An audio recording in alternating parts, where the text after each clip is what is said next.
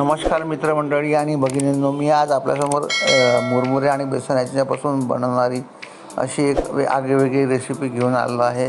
ती तुम्ही एकदा नक्कीच ट्राय करा आणि हा व्हिडिओ शेवटपर्यंत बघा, तर तुम्हाला लक्षात येईल.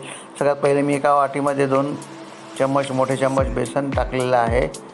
त्याच्यानंतर त्याच्यामध्ये चवीनुसार आपल्याला मीठ घालायचं आहे, थोडीशी हळद आणि थोडं पाणी मिक्स करून त्याच्यातल्या गाठी निघेपर्यंत त्याला बेसनाला आपल्याला चमच्याच्या सहाय्याने असं एकजीव करून घ्यायचं आहे. थोडं पाणी मिक्स करत राहा, त्याच्यातल्या सगळ्या गाठी निघून जातील बेसनामधल्या. आणि याचं एक बॅटर असं आपल्याला तयार करायचं. हे बॅटर आपल्याला एकदम घट्ट किंवा पातळ असं नको, मीडियम म्हणजे एकसारखी कन्सिस्टन्सी असणारं हे बॅटर आपल्याला करायचं आहे. तुम्ही बघू शकता व्हिडिओमध्ये. मित्रांनो, हा व्हिडिओ तुम्ही शेवटपर्यंत बघा, तुम्हाला नक्कीच लक्षात येईल. 4 बटाटे मी उकडून ठेवले होते, ते मी आता घेतले. या बटाट्याला एका चाकूच्या किंवा चमच्याच्या सहाय्याने तुम्ही स्मॅश करा. मध्यम आकाराच्या स्मॅश करा. आपल्याला जास्त बारीक हे करायचं नाही, स्मॅश करत राहायचे.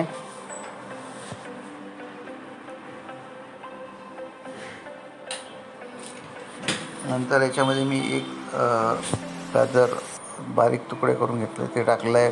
2 हिरव्या मिरच्या, थोडा सांबार, कोथिंबीर आणि अद्रकाचे 1 इंचाचे तुकड्याची किस करून टाकलं आहे. थोडंसं हळद, मीठ, खजिरं,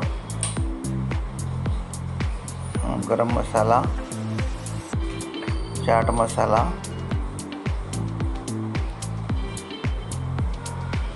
धने पावडर आणि याच्यामध्ये सगळ्यात शेवटी मी आता हे मुरमुरे टाकतो. 2 वाटी मी मुरमुरे टाकणार आहे. मुरमुरे टाकलेले आहेत. आता मी याच्यामध्ये बेसन आपण जे तयार करून ठेवलं बॅटर होतं, ते थोडं टाकायचं आहे. तुम्हाला टाकत राहायचं आहे आणि थोडं चमच्याच्या सहाय्याने त्याला मिक्स करा. व्यवस्थित एकजीव होईपर्यंत ह्या मुरमुरे आणि बेसनला एकजीव करून घ्या. आणि जे बाकीचे आपण मसाले इतर टाकलेले आहेत ते सगळे त्याच्यामध्ये एकजीव होतील. बेसन टाकत राहा. बेसन आणि मित्रांनो, लहान मुलांना हा पदार्थ खूपच आवडेल. खूपच टेस्टी बनतो हा पदार्थ. तुम्ही एकदा तयार केला तर तुम्हाला मुलं नेहमी विचारतील, बनवायला लावतील. असा हा पदार्थ आहे.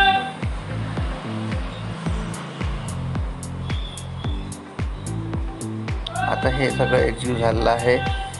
आता आपल्याला याचे हाताला थोडं तेल लावून घ्या आणि याचे मीडियम आकाराचे गोळे तयार करा.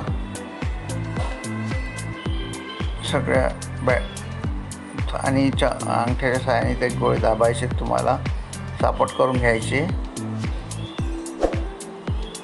आणि याला आपण हे ब्रेड विसरून ठेवलं, ब्रेड क्रम्स आहे,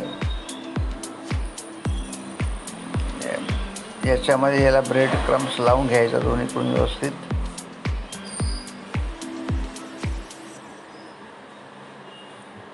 एका कढईमध्ये तेल गरम करून घेतलं आहे मी 2 चमचे.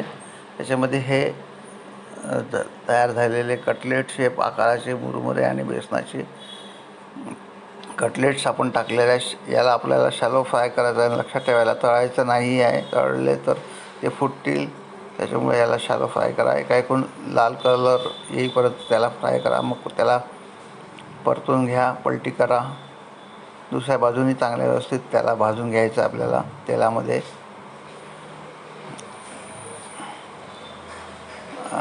दोन्हीकडून झाल्यानंतर हे असे प्रकारे तयार होतात. खूपच सुंदर दिसायलासुद्धा. कोणी आपल्या घरी पाहुणे मंडळी आले तरी हा झटपट होणारा, तयार होणारा असा एक पदार्थ आहे. आपल्याला नेहमी प्रश्न पडतो की कोणी पाहुणे मंडळी आली की नाश्ता काय करायचा. तर हा एक वेगळा पदार्थ तुम्ही नक्कीच ट्राय करा. नक्कीच आवडेल सर्वांना. खूप टेस्टी लागतो हा. याच्यामध्ये जे आपण चाट मसाला आणि इतर मसाले टाकले त्याच्यामुळे याची चव अजून वाढते. आता हे एका प्लेटमध्ये टिश्यू पेपर ठेवून त्याच्यावर ठेवू शकता किंवा तसेही ठेवू शकता तुम्ही. बाकीचे उरलेले मी गोळे याच्यात टाकून दिले आहेत आता तेलामध्ये. याला पण सुद्धा 2 कप मुरमुऱ्यांमध्ये जवळपास 8 कटलेट्स आपले तयार झाले. याला टोमॅटो सॉससोबत तुम्ही सर्व करा. खूपच सुंदर लागतील आणि क्रिस्पी बनतात, एकदम एकदम क्रंची बनतात, खायला खूप टेस्टी लागतात. हा व्हिडिओ आवडला असेल तर माझ्या चॅनलला सबस्क्राईब करा आणि कमेंट बॉक्समध्ये लिहा तुम्ही कुठल्या गावातून हा व्हिडिओ बघतायत आहे. जेव्हा तर मला समजेल की माझा व्हिडिओ कुठपर्यंत पोहोचलेला आहे.